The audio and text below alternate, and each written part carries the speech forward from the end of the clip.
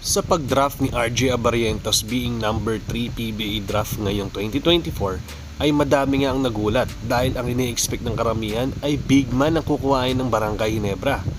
Pero sign nga ito na gusto na mag-rebuild ng Barangay Ginebra at magkaroon ng natural point guard sa team. At Johnny A, lilipat din daw dito sa Barangay Ginebra para gabayan sa pagdaro ang kanyang pamangkin na si RJ. Nag-request nga daw siya sa mga big boss. Papayagan kaya siya ng SMC Management? Yan ang pag-uusapan natin sa video na ito mga ka-house sports. Pero bago nga ang lahat, pakisuportahan na aking channel sa pag-like at subscribe. I-click ang notification bell button para lagi kayo ma-notify sa mga latest videos ko. Tara at pag-usapan na natin yan. Hindi nga in-expect ng karamihan ang pagkuha sa number 3 pick ng Ginebra na kuhain itong si RJ Abarientos dahil ang alam nga ng karamihan na puro guard na nga ang posisyon ng Ginebra dahil nandiyan nga si Scotty, Eli Tenorio, Maverick Ahamnisi at bago pa matrade itong si Stanley Pringle pa. Pero dahil nga sa nangyaring trade dito kay Stanley at si Stan, indication na pala yon na magre-rebuild na nga ang Jeans at sisimulan na nga nila ito sa point guard position. Kilala kasing playmaker itong si RJ at scorer at the same time na kung saan kulang na kulang ang Ginebra ngayon. Simulang nagkaroon nga nung nagkasakit itong si Tenorio.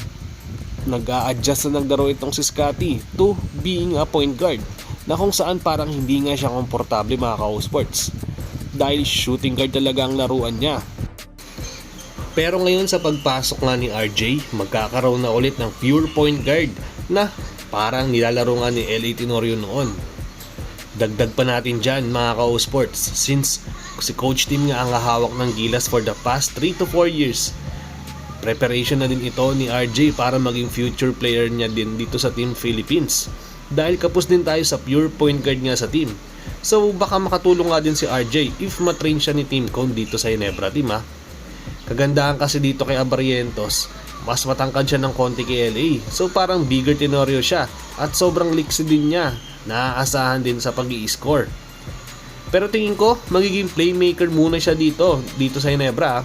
So babalik na ang pagiging hustle player ni Scotty at backup point guard na lang siya if ever. Tapos pagdating sa depensa, matibay din ang katawan niyan at hindi siya basta-basta magugulangan ng mga kalaban niyan dito sa guard position. Idagdag mo pa dyan sa pagkuwangan kina Stephen Holt at Isaac Go na nakasama nga ni RJ Abarientos sa Gilas Pilipinas. So medyo familiar na siya sa gameplay niya. Kaya tingin ko mga ka-sports, magiging kaabang-abang nga ang season na ito para sa Jeans dahil sa pag-addition nga ni RJ sa Ginebra at yung pagiging tandem din nila ni Scotty Thompson sa loob ng court. Feeling ko babalik nga rin ang run and gun play ng Ginebra ngayon kung saan nga sila nakilala dati. At hustle defense na din since mga bata pa naman sila.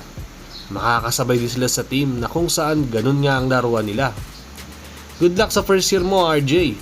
Sana maging maganda nga ang karir mo dito sa PBA para mas madaming bonus at malaking salary pa ang makuha mo pag naging maganda nga ang karir mo sa set team ha. Malay natin, baka maging next Scotty Thompson ka nga ng Ginebra. Yung tipong magiging face nga din dito siya ng PBA. We'll never know mga ka-sports.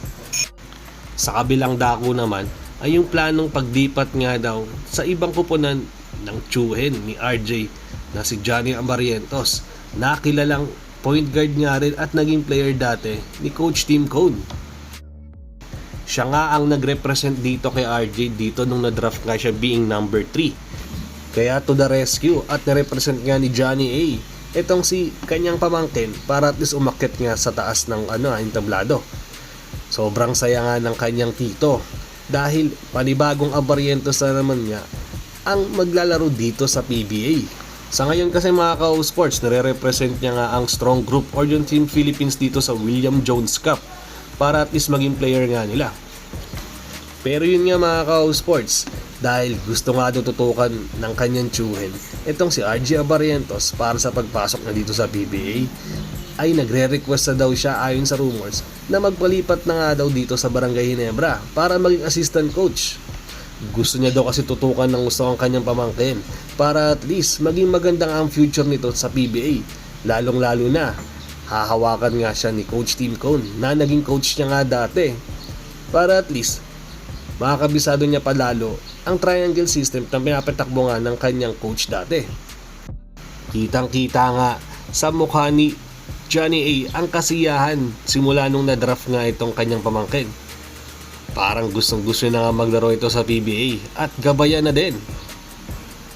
Pero sa tingin ko mga ka-sports, mukhang hindi nga papayagan basta-basta na lumipat itong si Johnny A dito sa Ginebra.